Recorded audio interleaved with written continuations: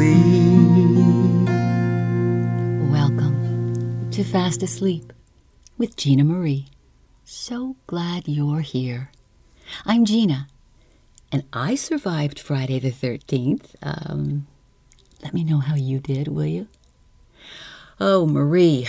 Marie loves you listeners. I hear about it all the time. She wants me to read this particular comment. I hope you guys don't mind when we do that. It's from Sam_Golita. I think that's Golita 49. Here goes. I know this is a sleep podcast, but I love these classic stories. Hey, Sam. You got it, buddy. Now I use them on my commutes. Oh, that's nice. I wish you had more stories, though. Sam, there's over 300 episodes. Sorry. Thank you for listening. I appreciate it. Thanks to all of you who have liked and commented and subscribed. As you know, we're just this little teeny tiny podcast, but we really have some of the very best listeners. Thank you all. Hey, did you notice the last 2 stories that we've done? It's kind of like we've got a park bench theme going on. I promise, no park benches in today's episode. Today we are delving into the season with our very first Edgar Allan Poe story. I'm just a little bit afraid. The legend, the man of the macabre, and the first American to become a major figure in world literature. Okay, listen to these credits. One of the originators of horror and detective fiction, called the architect of the modern short story. It's pretty good. So in researching him, I was surprised to learn that he may have died of rabies. That is way in contrast to the original findings. That's death, right? And we'll get into more of that in a second. But as for his birth, I also thought he was born in Baltimore. I was wrong. Edgar Allan Poe was born in Boston in 1809 to professional actors, both mother and father, and they were both dead by the time he was 3 years old. He was fostered by a wealthy merchant, John Allen, of Richmond, Virginia. He was sent to the best boarding schools and then the University of Virginia. Not bad. He excelled in his studies, but was forced to leave the university when his stepfather refused to support him any longer. You know, it seems that Poe had gotten himself very heavily in debt from gambling. In an effort to avoid his stepfather, he moved to Boston and joined the army. That was 1827. That same year, his first collection of poems was published. 2 years later, his second collection, EAP, as I'm calling him, was accepted then into the U.S. Military Academy. But again, finances forced him to leave. I wonder if it was gambling there, too. So next, finally, Baltimore comes into the picture when he moved there to live with his Aunt Maria and her daughter. He wrote and sold short stories to magazines, and here he married Aunt Maria's daughter, his first cousin. That was 1836. He was 27 years old, and his cousin was 13. The next 10 years were important for Poe. He worked in both Philadelphia and New York City as an editor. He wrote and published his best-known works, including Fall of the House of Usher, The Telltale Heart, and The Raven. EAP had been fighting alcoholism and depression by this point in his life for quite a while. But in 1847, when his still very young wife died of tuberculosis, these two conditions took complete hold of him. It was October of 1849 when he was found in a state of semi-consciousness that was considered to be caused by alcohol and drug use. He died just 4 days later in hospital, age 39. However, according to an article I read in the Los Angeles Times, modern-day physicians at the University of Maryland Medical Center believe his death was caused by rabies, as I've said. And it's based on evidence that Poe had abstained from alcohol for the 6 months prior to his death, and that his delirium and behaviors in those 4 days before he passed were not characteristic at all of alcoholism. They were classic symptoms of rabies. Congestion of the brain. Now that was the original official cause of death. And it was not that at all. Okay. Are you ready to congest your brain with a completely engrossing story? Published in 1843. Tuck in, everybody, for Edgar Allan Poe's The Black Cat.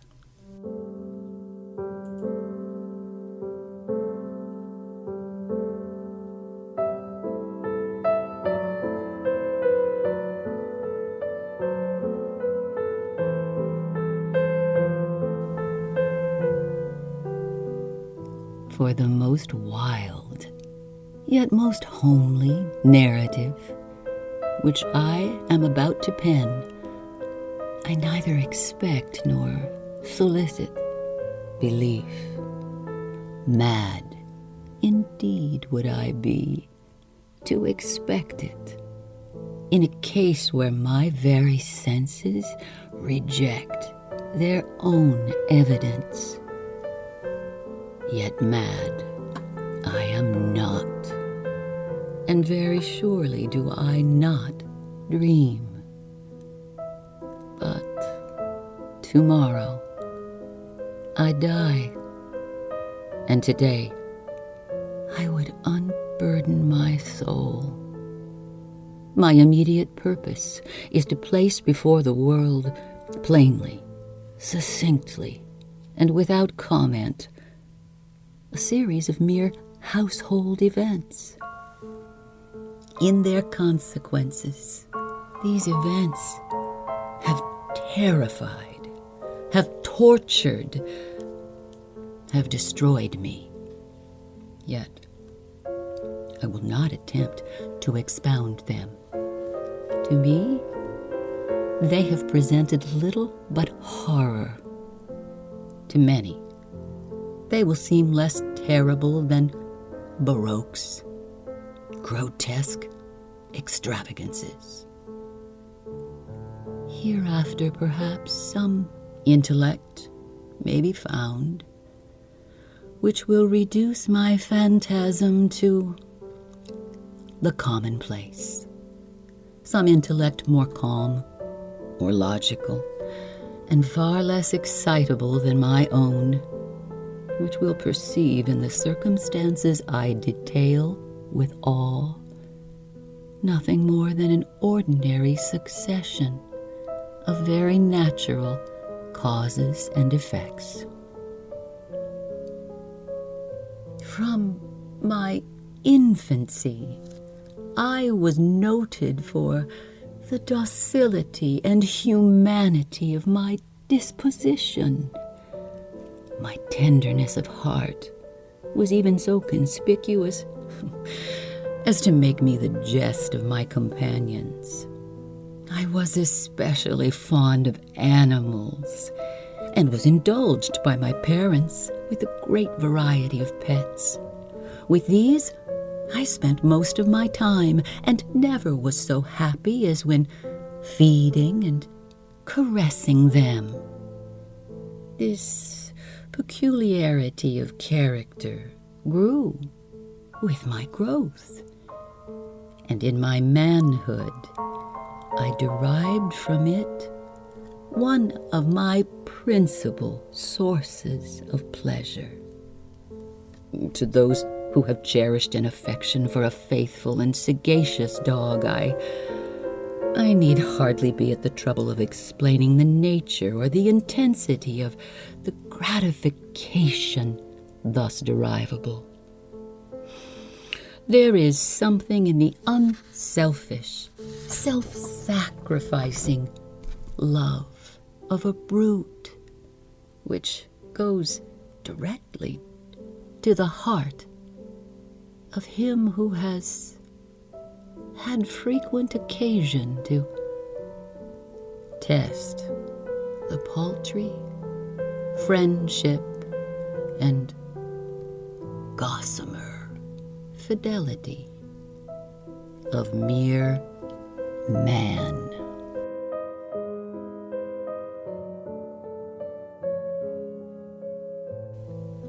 I married early and was happy to find in my wife a disposition not uncongenial with my own. Observing my partiality for domestic pets, she lost no opportunity of procuring those of the most agreeable kind. We had birds, goldfish, a fine dog, rabbits, a small monkey, and a cat. Oh, this latter was a remarkably large and beautiful animal, entirely black and sagacious to an astonishing degree.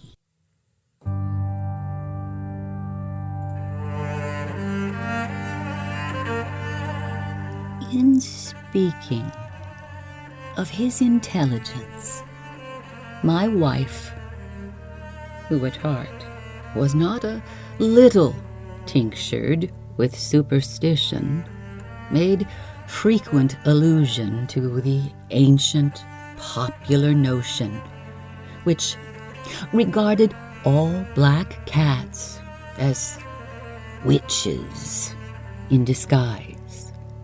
Oh, not that she was ever serious upon this point, and I mention the matter at all for no better reason than it happens just now to be remembered. Pluto, this was the cat's name, was my favorite pet and playmate.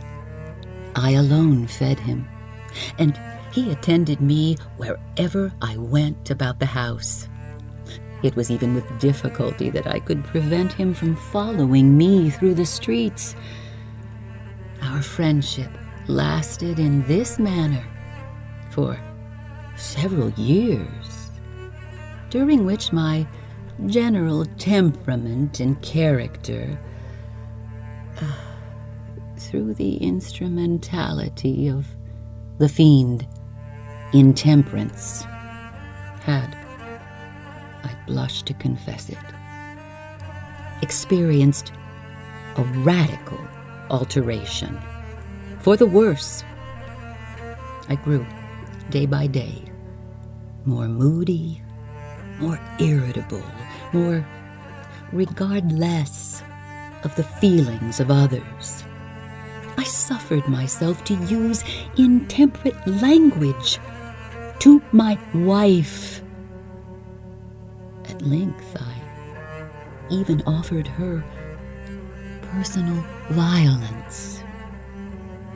My pets, of course, were made to feel the change in my disposition. I not only neglected but ill-used them. For Pluto, however, I still retained sufficient regard to restrain me from maltreating him, as I made no scruple of maltreating the rabbits, the monkey, or even the dog when, by accident or through affection, they came in my way. But my disease grew upon me. For what disease is like alcohol?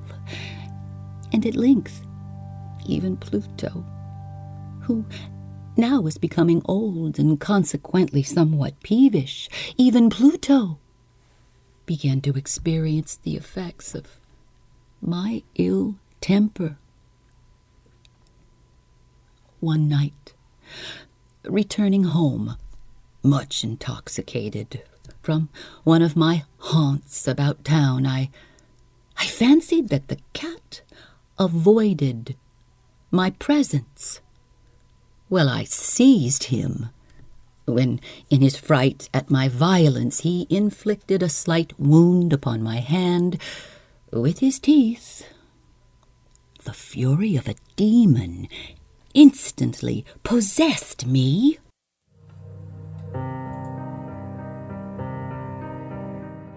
I knew myself no longer.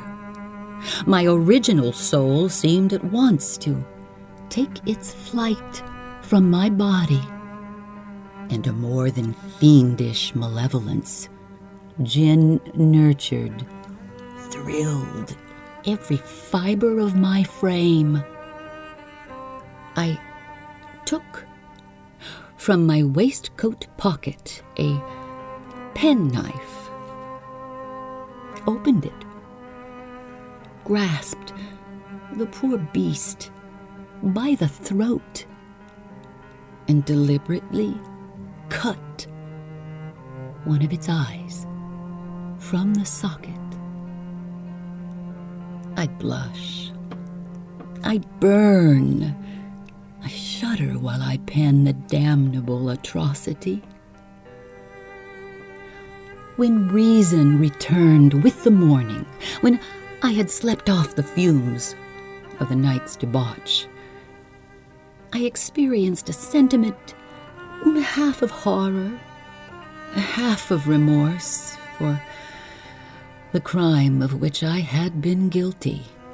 But it was, at best, a feeble and equivocal feeling, and the soul remained untouched. I again plunged into excess, and soon drowned in wine all memory of the deed. In the meantime, the cat slowly recovered. The socket of the lost eye presented, it is true, a frightful appearance, but he no longer appeared to suffer any pain. He went about the house as usual, but, as might be expected, fled in extreme terror at my approach. I had so much of my old heart left as to be at first grieved by this evident dislike on the part of a creature which had once so loved me. But this feeling soon gave place to irritation. Oh, and then came, as if to my final and irrevocable overthrow, the spirit of perverseness. Of this spirit, philosophy takes no account.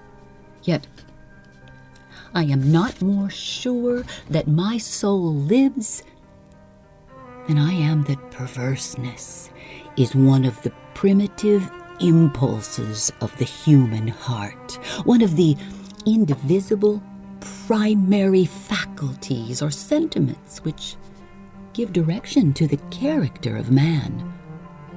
Now, who has not 100 times found himself committing a vile or stupid action for no other reason than because he knows he should not? Have we not a perpetual inclination, in the teeth of our best judgment, to violate that which is law merely because we understand it to be such? Oh, this spirit of perverseness, I say, came to my final overthrow. It was this unfathomable longing of the soul to vex itself, to offer violence to its own nature, to do wrong for the wrong's sake only, that urged me to continue. And finally, to consummate the injury I had inflicted upon the unoffending brute. One morning, in cold blood, I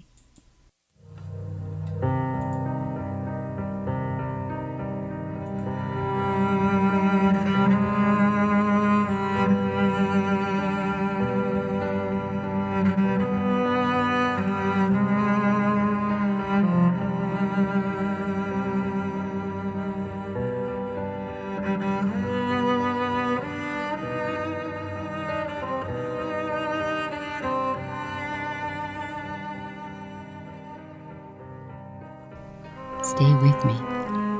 I'll be right back.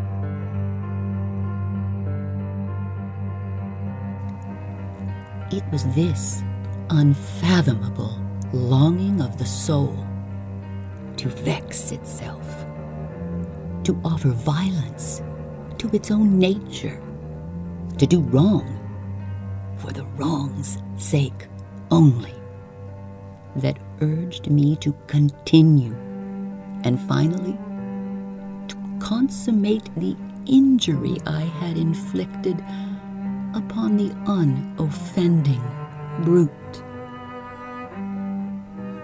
One morning, in cold blood, I slipped a noose about its neck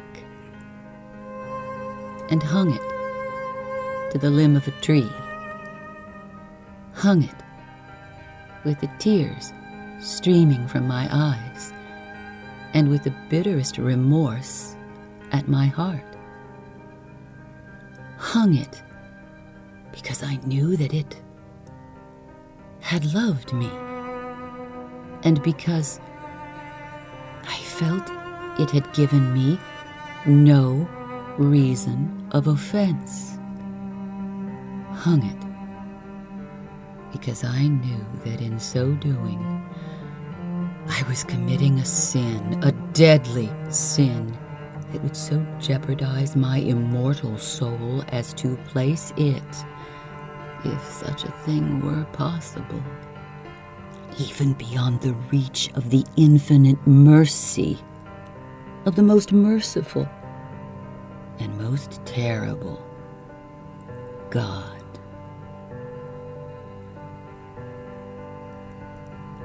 On the night of the day on which this most cruel deed was done, I was aroused from sleep by the cry of fire. The curtains of my bed were in flames. The whole house was blazing.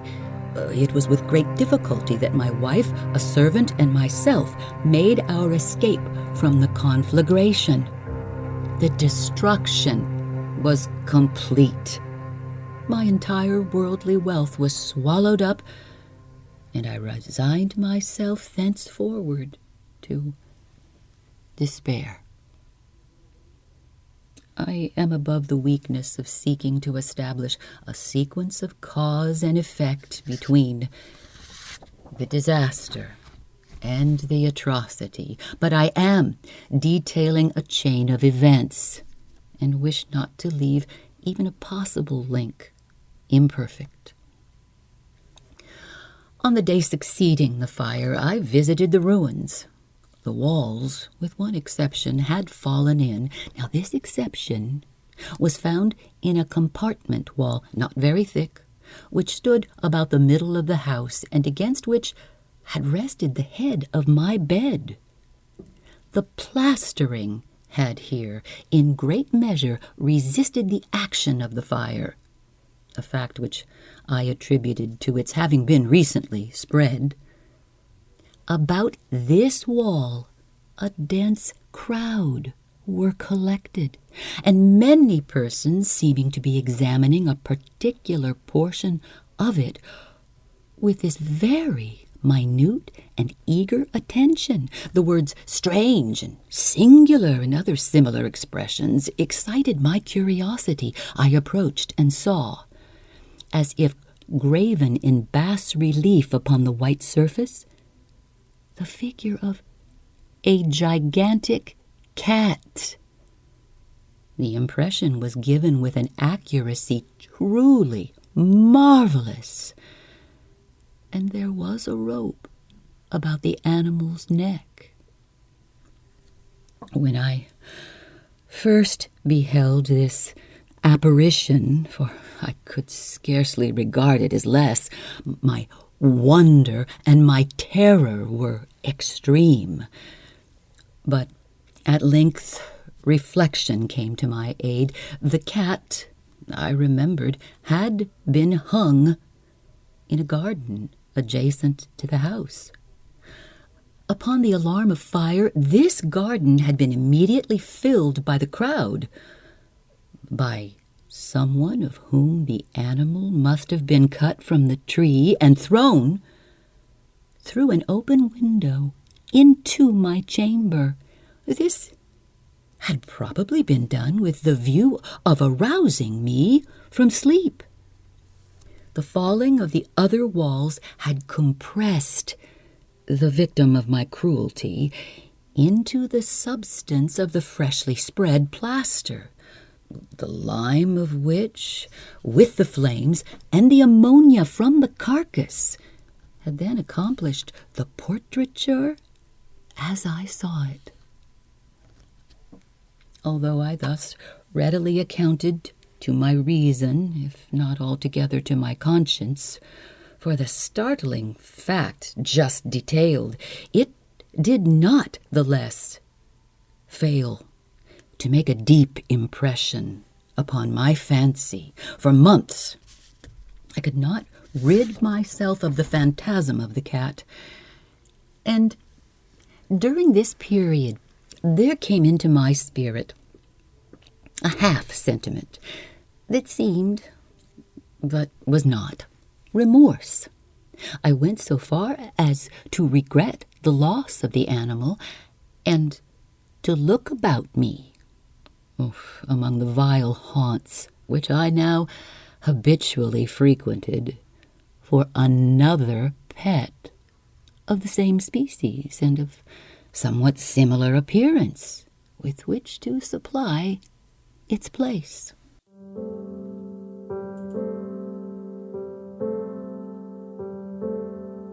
One night, as I sat, half stupefied, in a den of more than infamy, my attention was suddenly drawn to some black object reposing upon the head of one of the immense hogsheads of gin or of rum, which constituted the chief furniture of the apartment. I had been looking steadily at the top of this hogshead for some minutes, and what now caused me surprise was the fact that I had not sooner perceived the object thereupon. I approached it and touched it with my hand.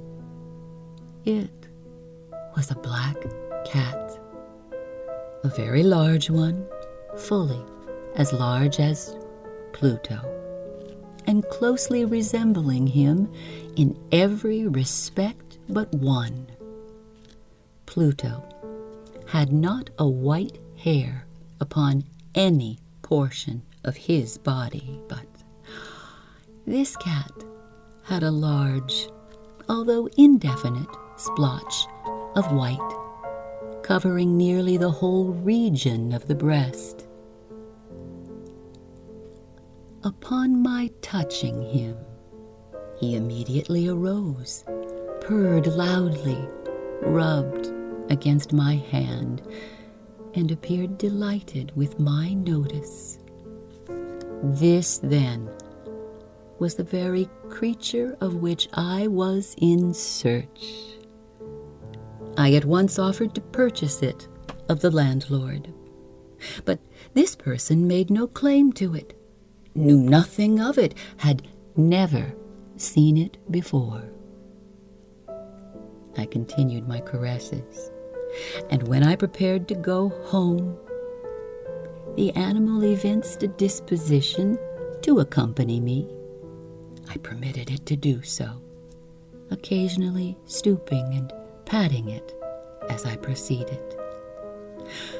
When it reached the house, it domesticated itself at once and became immediately a great favorite with my wife. For my own part, I soon found a dislike to it arising within me.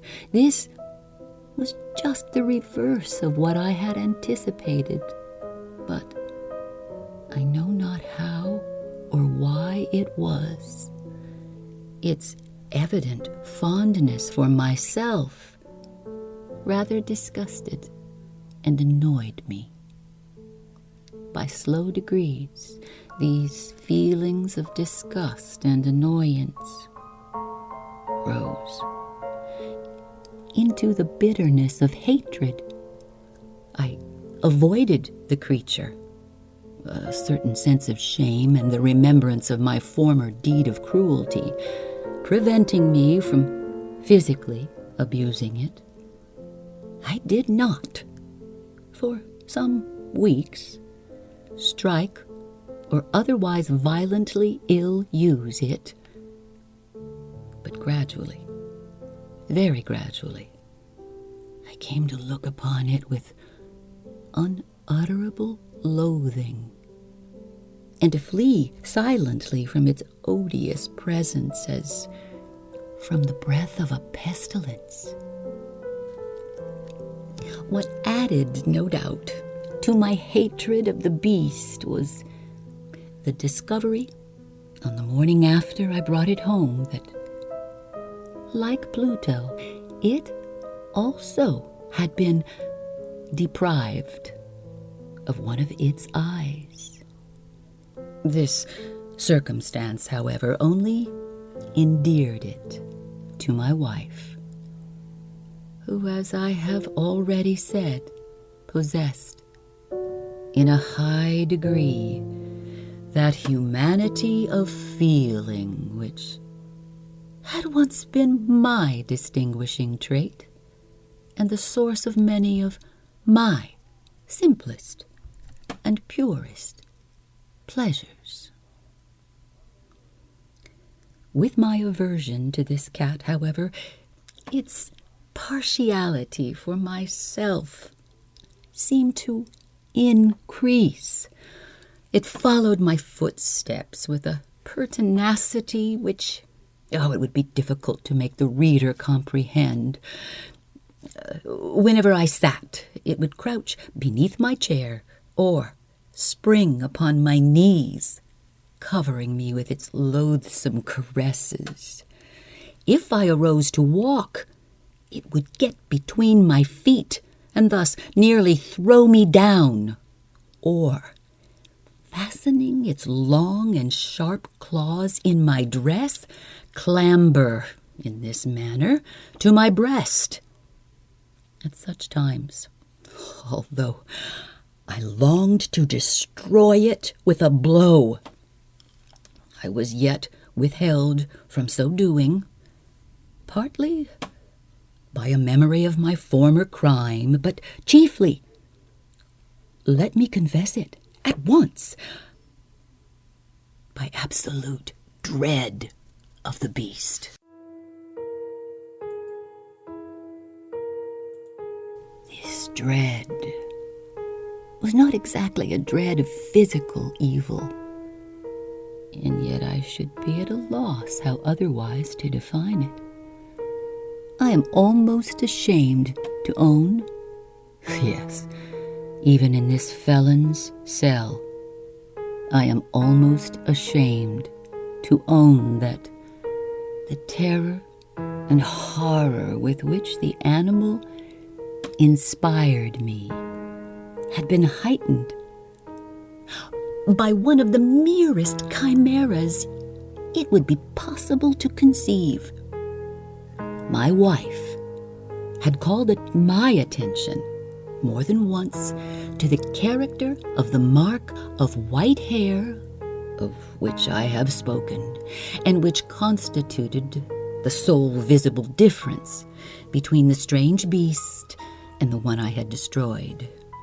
Now the reader will remember that this mark, although large, had been originally very indefinite, but by slow degrees nearly imperceptible, and which for a long time my reason struggled to reject as fanciful, it had, at length, assumed a rigorous distinctness of outline. It was now the representation of an object that I shudder to name, and for this, above all, I loathed and dreaded, and would have rid myself of the monster had I dared. It was now, I say, the image of a hideous, of a ghastly thing, of the gallows. Oh, mournful and terrible engine of horror and of crime, of agony and of death. And now, was I indeed wretched beyond the wretchedness of mere humanity, and a brute beast, whose fellow I had contemptuously destroyed, a brute beast to work out for me, a man fashioned in the image of the high God, so much of insufferable woe. Alas, neither by day nor by night knew I the blessing of rest any more. During the former, the creature left me no moment alone, and in the latter, I started hourly from dreams of unutterable fear, to find the hot breath of the thing upon my face, and its vast weight, an incarnate nightmare that I had no power to shake off, incumbent eternally upon my heart.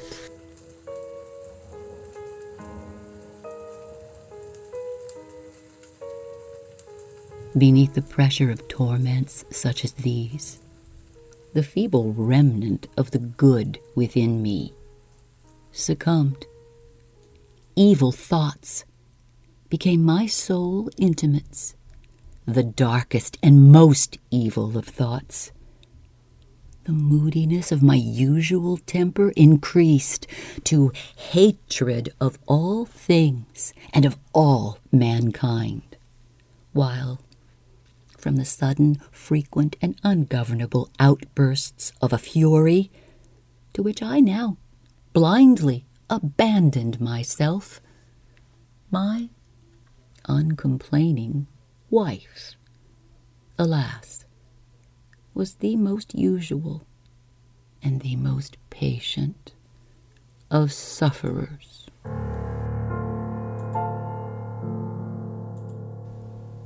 One day, she accompanied me upon some household errand into the cellar of the old building which our poverty compelled us to inhabit. The cat followed me down the steep stairs, and nearly throwing me headlong, exasperated me to madness. Uplifting an axe, and forgetting in my wrath the childish dread which had hitherto stayed my hand, I aimed a blow at the animal, which of course would have proved instantly fatal had it descended as I wished. But this blow was arrested by the hand of my wife, goaded by the interference into a rage more than demoniacal. I withdrew my arm from her grasp and buried the axe in her brain. She fell dead upon the spot without a groan.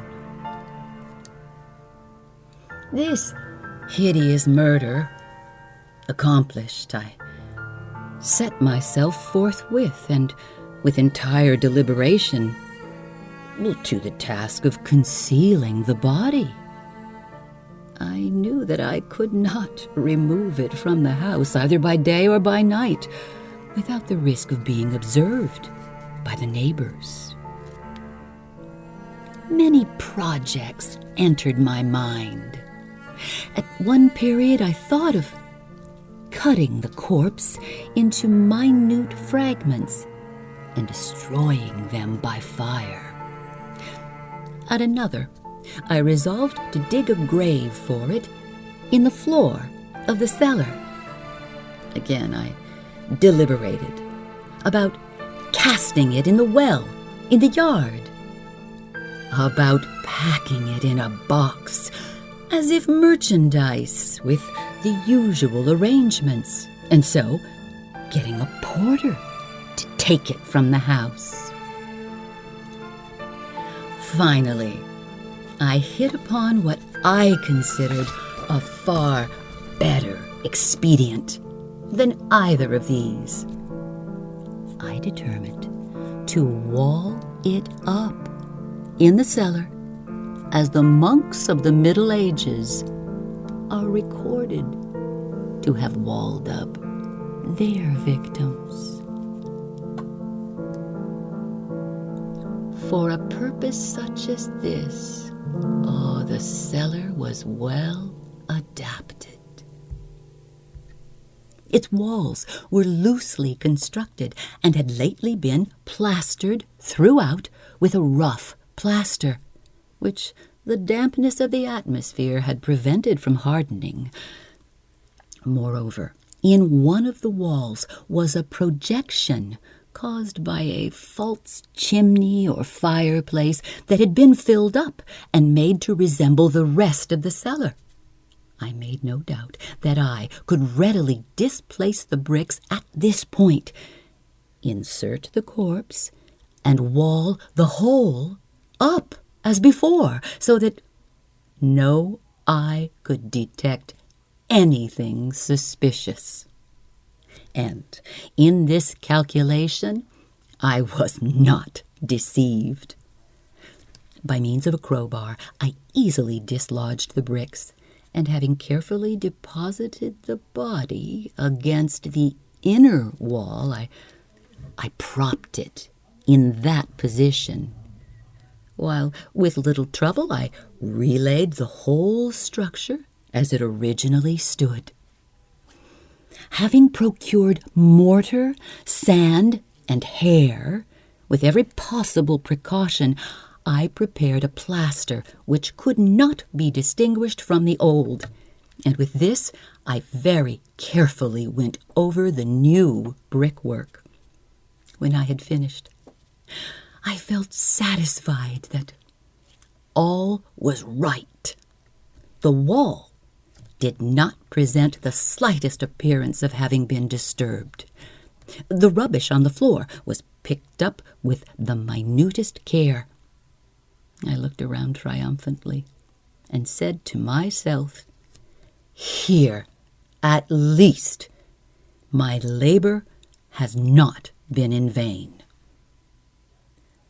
My next step was to look for the beast, which had been the cause of so much wretchedness, for I had at length firmly resolved to put it to death. Had I been able to meet with it at the moment, there could have been no doubt of its fate, but it appeared that the crafty animal had been alarmed at the violence of my previous anger, and forbore to present itself in my present mood.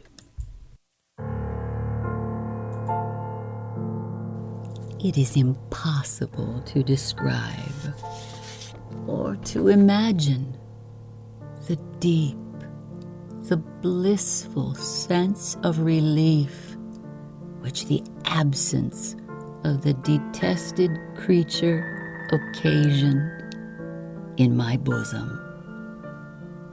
It did not make its appearance during the night, and thus, for one night at least, since its introduction into the house, I soundly and tranquilly slept.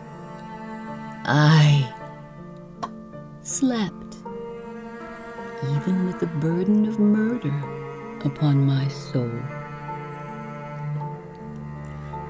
The second and the third day passed, and still my tormentor came not. Once again I breathed as a free man. The monster, in terror, had fled the premises forever. I should behold it no more. My happiness was supreme. The guilt of my dark deed disturbed me but little. Some few inquiries had been made, but these had been readily answered. Even a search had been instituted, but, of course, nothing was to be discovered. I looked upon my future felicity as secured. Upon the fourth day of the assassination, a party of the police came, very unexpectedly, into the house, and proceeded again to make rigorous investigation of the premises. Secure, however, in the inscrutability of my place of concealment, I felt no embarrassment whatever. The officers bade me accompany them in their search. They left no nook or corner unexplored. At length, for the third or fourth time, they descended into the cellar. I quivered not in a muscle. My heart beat calmly as that of one who slumbers in innocence. I walked the cellar from end to end. I folded my arms upon my bosom and roamed easily to and fro. The glee at my heart, The police were thoroughly satisfied and prepared to depart. And my heart was too strong to be restrained. I burned to say, if but one word, by way of triumph, and to render doubly sure their assurance of my guiltlessness. "Gentlemen," I said at last, as the party ascended the steps, "I delight to have allayed your suspicions. I wish you all health and a little more courtesy. By the by, gentlemen, this is a very well-constructed house." In the rabid desire to say something easily, I scarcely knew what I uttered at all. "I may say an excellently well-constructed house. These walls—" "Oh, are you going, gentlemen?" "These walls are solidly put together. And here, through the mere frenzy of bravado, I rapped heavily with a cane, which I held in my hand, upon that very portion of the brickwork behind which stood the corpse of the wife of my bosom. May God shield and deliver me from the fangs of the arch-fiend. No sooner had the reverberation of my blows sunk into silence than I was answered by a voice from within the tomb.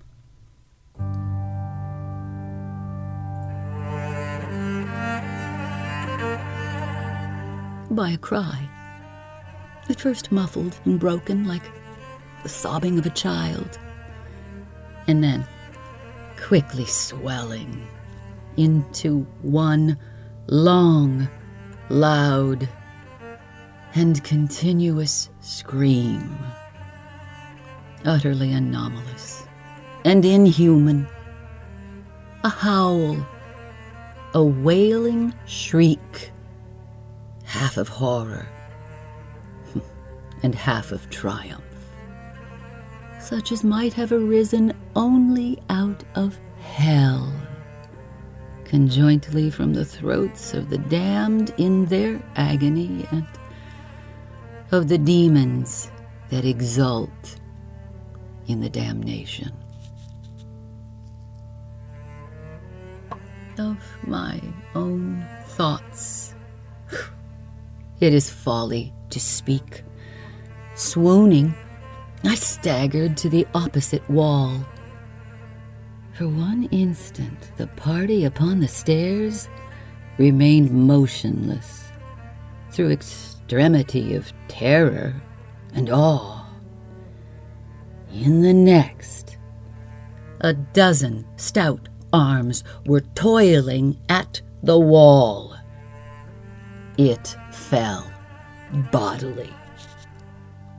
The corpse, already greatly decayed and clotted with gore, stood erect before the eyes of the spectators.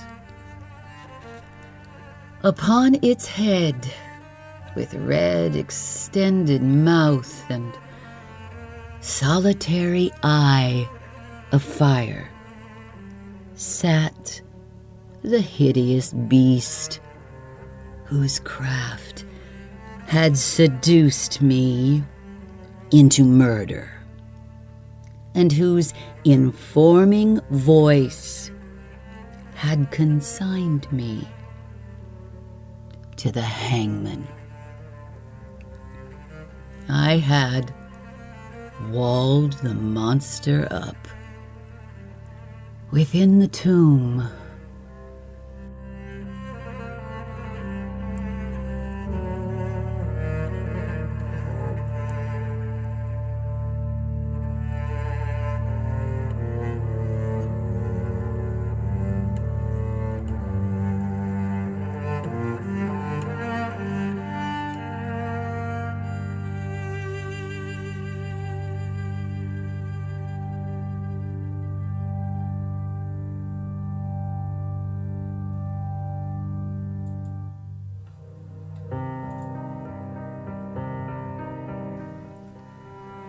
introduction information today is from an article entitled Edgar Allan Poe from the Academy of American Poets and their website, poets.org.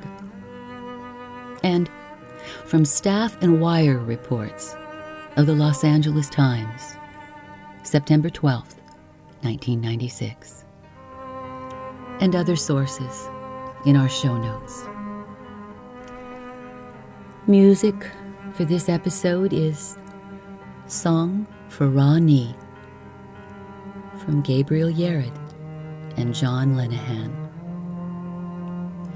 Desolation and Death Waltz from Adam Hurst. Le Mime Moi Blessé from Dark Sanctuary. And The Shadow's Bride from Peter Gundry. Please remember, you can always contact me right here in comments for listening, or at fastasleepwithginamarie44@gmail.com, or on Instagram, Facebook, and TikTok. Please keep us right here for you with your reviews, your likes, comments, and your subscriptions.